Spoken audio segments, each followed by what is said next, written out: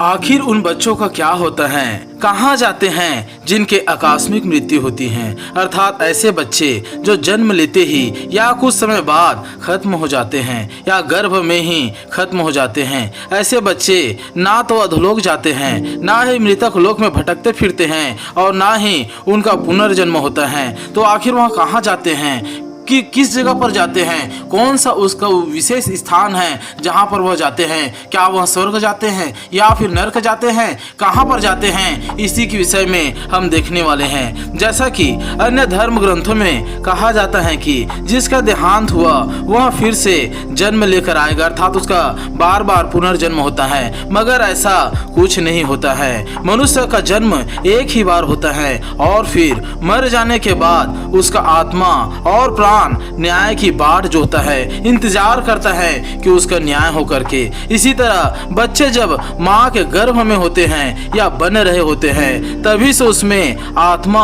और प्राण डल जाता है। यूं कहे तो जब पुरुष का हार्मोन्स मादा के अंडाशय से संपर्क करता है, मेल करता है, तभी आत्मा और प्राण अपना वजूद में आ जाता है। जिस तरह किसी पौधे के बीज में संपूर्ण पेड़ का, डालियों का, जड़ों का अस्तित्व होता है और जब उसे भूमि में डाला जाए तब वह अपने वजूद में आ जाता है, पेड़ बन जाता है, डालियां और पत्ते और जड़ निकल जाते हैं, पूरे अस्तित्व में आ जाता है। उसी तरह पहले मंथ में ही, पहले महीने में ही गर्भ में आत्मा और प्राण कार्य करना शुरू कर देता है। इब्राया 1 का 5 वचन के अनुसार गर्भ से ही परमेश्वर का नजर मनुष्यों पर होता है। जब मनुष्य माँ के गर्भ में होते हैं तभी से ही परमेश्वर का नजर मनुष्यों पर होना शुरू हो जाता है। गर्भ से ही परमेश्वर का नजर मनुष्यों पर होता है। जैसा कि दाऊद भजन संहिता में कहता है, जब मैं गुप्त में बनाया जाता और पृथ्वी के नीचे स्थानों में रचा जाता था तब मेरी हड्डियां हैं तुझसे छिपी नहीं। तेरी आंखों ने मेरे बेडौल तत्वों को देखा और मेरे सब अंग जो दिन प्रतिदिन बनते जाते थे वे रचे जाने से पहले तेरी पुस्तक में लिखे हुए थे।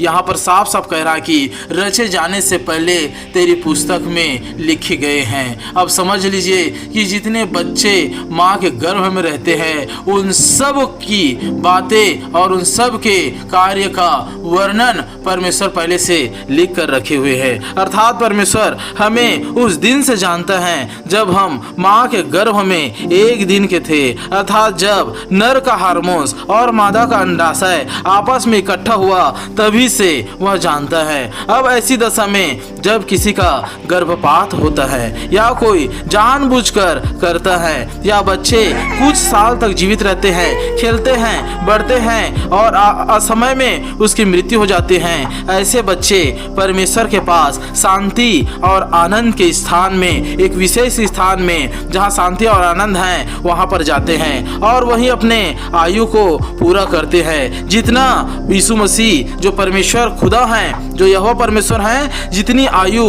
नियुक्त किया है, चाहे वो 33 साल की हो यीशु मसीह जितनी, चाहे और कितनी आयु हो, जितनी नियुक्त किया गया है उतने नियुक्त तक वो अपने आयु को पूरा करता है। जैसा कि अय्यूब कहता है 3 का 16 वचन में, अगर मैं असमय गिरे हुए गर्भ के समान होता या ऐसे बच्चों के समान होता जिन्होंने उजियालों को कभी देखा ही ना हो। फिर कहता है वहाँ सब एक साथ रहते हैं, अर्थात मैं ऐसे बच्चों के समान। वो अपने जीवन में जब वहाँ अपने जीवन से हताश हो जाता है तब कहता है कि मैं ऐसे बच्चों के समान होता जो पैदा हुआ ही नहीं, मैं माँ के गर्भ में ही मर जाता। ऐसे बच्चे वहाँ पर कैसे रहते हैं, शांति से, आनंद से और प्रेम से रहते हैं, उसी का वर्णन अय्यूब कहता है सब एक साथ रहते हैं और खुश रहते हैं बिना कोई गुलामी या परिश्रम के, अर्थात धरती पर गुलामी और परिश्रम है लेकिन वहां नहीं है। जैसा कि दाऊद भी कहता है 2 शमूएल 12 का 22 वचन में कहता है कि जब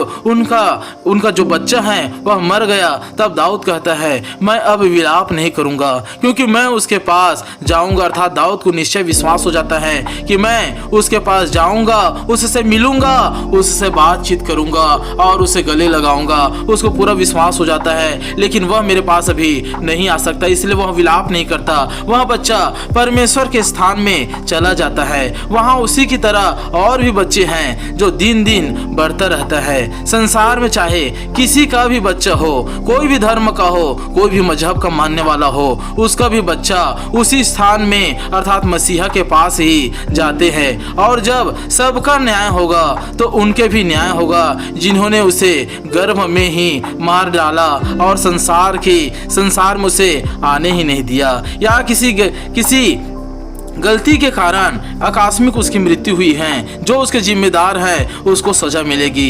ऐसे स्त्री या पुरुष जो मसीह में हैं, जिन्होंने अपना स्वभाव बच्चों की तरह ही रखे हैं, पवित्रता और शुद्धता में वे रखे हैं, उन बच्चों से मिलेंगे अर्थात उनके पास जाएंगे और उनसे मिल सकते हैं। चाहे वो उन्हीं का बेटा हो या किसी और का बेटा हो, वो उनसे निश्चय मिलेंगे। एक दूसरे को जान लेंगे कि मेरे ये लगता है, इस नाते में है, ये सारी चीजों को वहाँ जान लेंगे और पहचान भी लेंगे, क्योंकि बताने वाला स्वर्गदूत उनके साथ रहेगा। जो मेल मिलाप कराने वाला जो धरती में हमारा यहाँ भी दिया है, उसी तरह वहाँ भी है। वहीं अगर हम देखें जो संसार में हैं और उनके अभिलाषाओं में हैं और पाप और बुराई कर रहे हैं, वो ना तो परमेश्वर के पास जाएंगे ना अपने बच्चों को देखेंगे, क्योंकि वे सोचते ही रह जाएंगे कि उसके बच्चे का पुनर्जन्म हो गया है, और इसी धोखे में वे जिएंगे, क्योंकि एक मनुष्य को आत्मा और प्राण एक ही बार परमेश्वर देता है।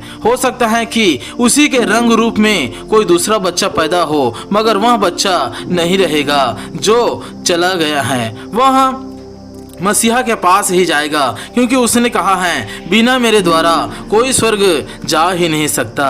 ऐसा हो सकता है कि एक माँ अपने दूध पियाऊ बच्चे को छोड़ सकता है, वो उसको खत्म कर सकता है, मिटा सकता है, पर मैं तुझे नहीं छोड़ूंगा। मैंने तुझे अपने हथेली में खोद कर बनाया है, तू मेरा ही है। धरती का कोई भी मनुष्य हो जो उसका बच्चा है, वो यीशु मसीह के पास ही जाते हैं। इसलिए विश्वासी भाइयों या बहनों या जो कोई इस वीडियो को देख रहे हैं, सोच समझकर शारीरिक संबंध में आगे बढ़े, क्योंकि इसका कार्य है वो बहुत ही जटिल है और इसकी सजा है वो बहुत ही कठिन है। और गर्भपात ना करें। आप हो सके तो यीशु मसीह के पास आए और अपने गलतियों को स्वीकारे और उन गलतियों के लिए जो हो चुके हैं पश्चाताप करें, क्योंकि वही मार्ग, सत्य और जीवन है। वही क्षमा करने वाला है। वह आपके अपराधों को, चाहे वो कोई भी रंग का हो, चाहे पुराना हो चाहे नया हो, वह आपको पूरे तरीके से माफ करके हिम के समान श्वेत कर देगा। अगर आप परमेश्वर की आज्ञाकारिता के अनुसार चल रहे हैं, तब आप जानेंगे